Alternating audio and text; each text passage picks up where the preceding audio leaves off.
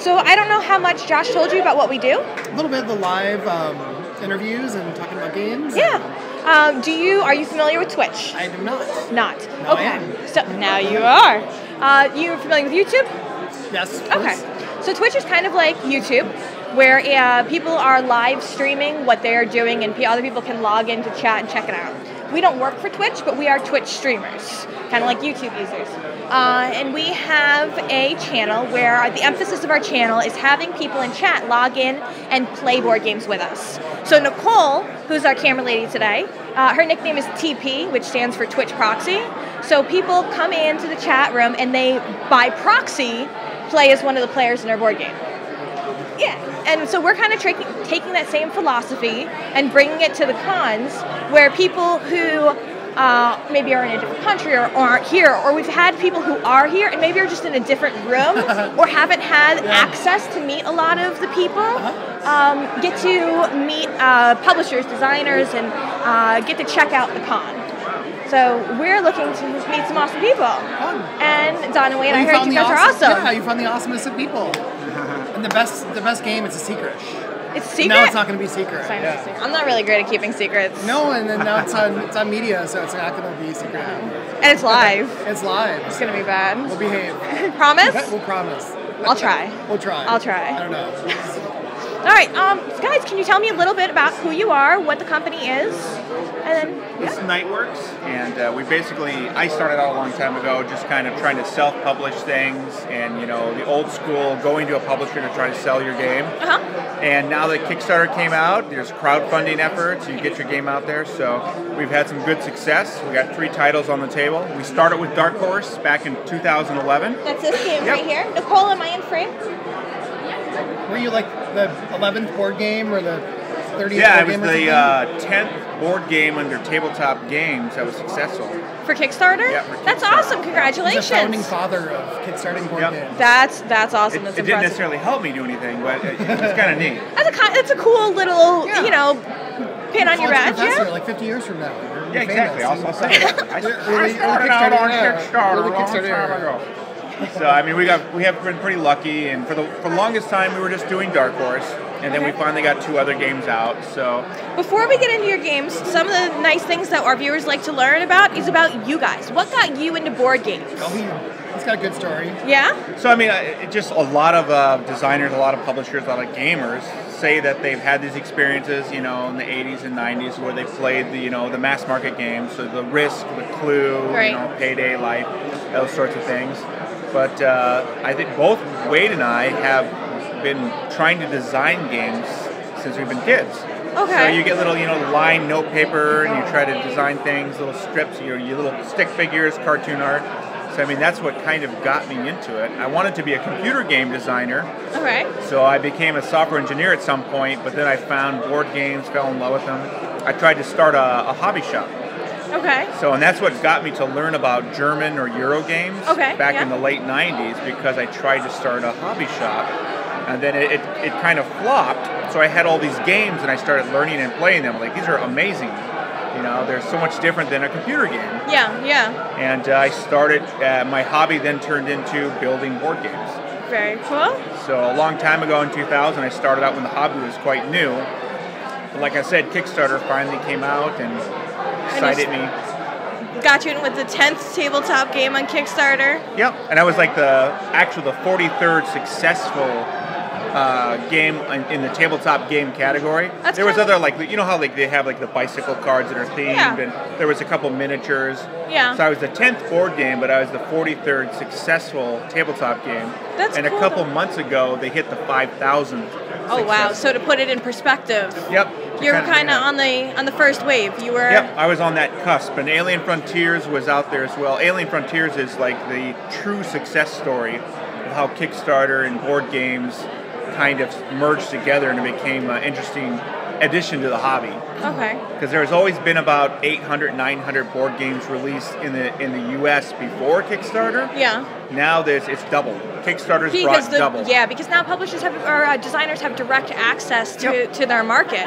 And it's a great idea. So I'm guessing being on the cusp of releasing a game on Kickstarter was kind of a risk for you, being something like a new way to bring your game out to the public. So that must have been exciting when you first did it. Yep, and I went into it where I knew that I'd have to put in additional money. Because back then, in the early days, if you got $10,000, $15,000, it was a huge success. And now you're seeing $1 million miniature campaigns, zombie side, cool mini or not. But the board games and the ability to get a product out there, it's still there. Yeah. So it's still exciting, and if you do the right things, you get the videos, you play test it. If the backers feel like you have a good product, they're gonna back it. They're gonna get it. They're gonna be happy with it. And being somebody who's designed board games for such a long time, I'm sure you're really trying to put out products that the gamers are going to enjoy. He does such a good job. He goes and does lectures in Colorado Springs and like all the cons. Yep. Yeah, they invite him to come and talk, cool. mentor the next wave of people coming up trying to do Kickstarters. Yeah, I usually share my booth, and we've shared the booth here, where I try to help other publishers come out and almost like a consultant, a free consultant. So all of the local Colorado and Denver, Colorado Springs, all the publishers and designers, I try to help out. That's been probably my favorite part of not only the convention, but really getting into the community, is that I don't know another industry that really has that same sense of community. I haven't met somebody who doesn't freely go out. Really, everybody goes out of their way to help somebody else out, to be friendly, to be open, to be welcoming. We come in here with our microphone and our camera, and we're sticking it in a bunch of people's faces, but everybody's been, hey, talk to me, hang out with me. And it's been so great. And you go in the main hall, and people just, I need to teach me how to play this game. I need players. It's such an amazing thing you don't see anywhere in society. That has been so awesome, because when you walk into the main board room here, the BGG.CON main board game room is giant. It's very intimidating. So when you walk in, you're I feel very sheepish, but you take 2 steps in and somebody's, hey, you want to come play a game with me? It doesn't matter. I had 40 minutes before this morning, and I walked in there and I met somebody, turns out from the same town that we're from. Oh, that's And cool. they didn't even know there was gamers, and there's hundreds of gamers in the town that she's in. So I made a new friend, learned a new game, and then if I had more time, I was going to go and just start teaching games while I had some downtime. Yes. The first 3 years I came here, I looked for other people, and so now I want to give back and teach games to other people. So I think maybe next year I'll come and just walk around and teach and learn and just stay down in the main room. It's so awesome to have people like you to do that, because that's really what grows, I think, this community. Well, the first time you come, you're kind of obsessed with your own experience, and then after you come a couple more years, you start giving back. And so it's cool to come as a player, come and met a bunch of people, and then I came and I helped get his game out a couple years ago, and Dark Horse is going, and now my game's here. So it's like the full gambit of experiences from the con. So it's really nice to be here. That's awesome. To turn back to your games, which is the most important part. So we talked a bit about Dark Horse. So what kind of a game is Dark Horse? It's a dice Euro or a dice worker placement game. So instead of taking little meeples and taking them and putting them on an action, you have to roll dice.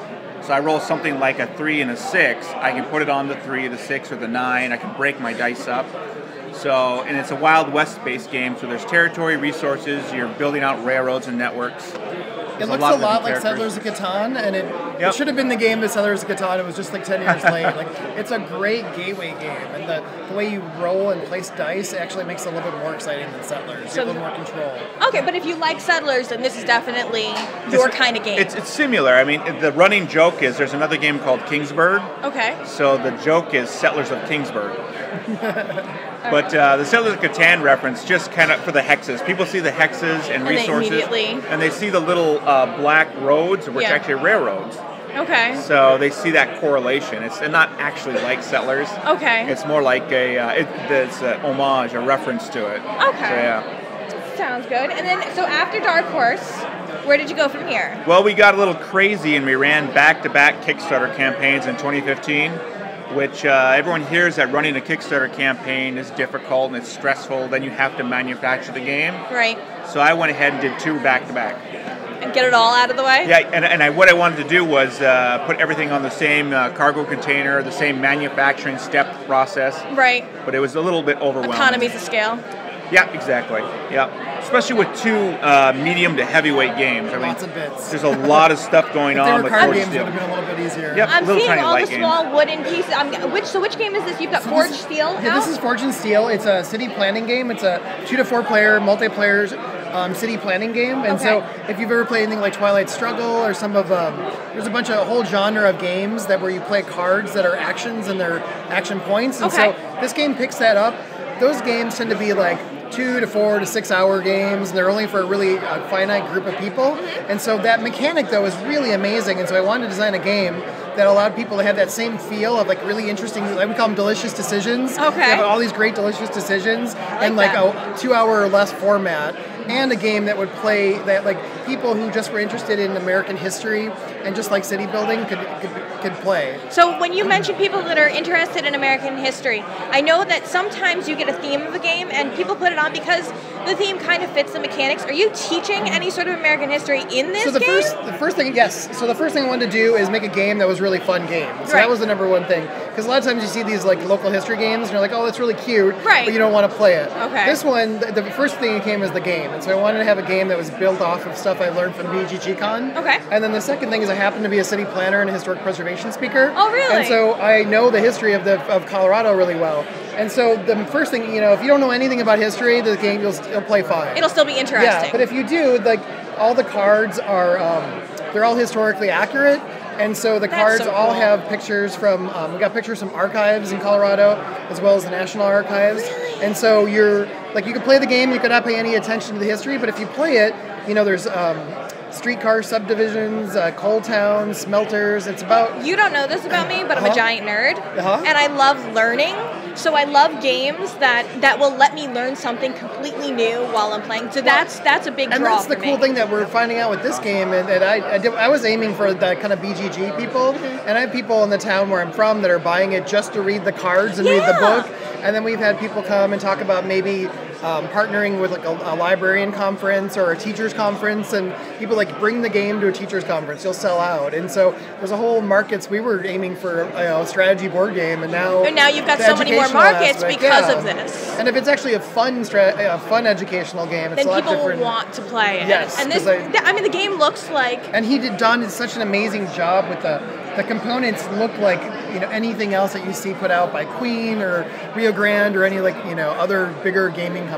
So he really did my idea justice, and probably took a couple hundred hours. You probably want to kill me for many hours. I also made the mistake of doing all the graphic design and layout for all of the games. Did you did the graphic design yourself? Not so much the illustrations, but all the design, layout, and the decisions on where the layout for where the cards. everything should go for your components on your playmat. Yeah, little icons, the symbols.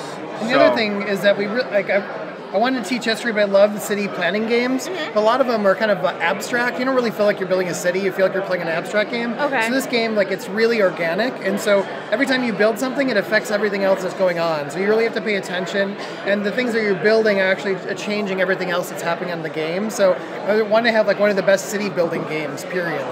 It wasn't just an abstract. You actually have to play the cards in tandem with the buildings, and you really feel like... And you're all in it together, too. So we have this thing called mutualism. So this game is all about mutualism. Yeah. So describe mutualism to me. Mutualism, you do something that's good for you, but then it's got this splinter effect, this ripple effect. And so I'm kind of mooching off of your action. And so we're all playing together and we're interacting, but you're still trying to win the game. And so we always call that mutualism. And so we try to get a game that has good, delicious decisions with lots of mutualism. That's a wonderful hook. I think it's really great. Okay, so we got Fortune Seal, we got Dark Horse, Hands in the Sea. Yep. What is this game? Hands in the Sea is a 2-player war game. It has some similarities to A Few Acres of Snow by Martin Wallace. And that system was really popular. And what the designer did, and he's from Denver, all of our publishers, designers are usually from local areas. Very cool. So I work with a lot of people, and I get something up to a point where I need to do it. Sorry. So. Oh, okay. And anyway, it's a 2-player war game. Okay. It's about deck building. So you have the concepts of towns. You can develop them up to cities. You have units. It's set in the First Punic War. So you're talking about Roman legionnaires, war elephants, mercenaries, and you have that concept of battling back and forth. Okay. Very cool. Guys, this has been awesome. Thank you very much for letting me invade your booth. No problem. And talk to you guys. Enjoy your first time. Thank you. Go out there and just meet people and play. Take some time to yourself. I'm going to. I'm having a great time. Thank you guys so much. Appreciate it. Bye guys.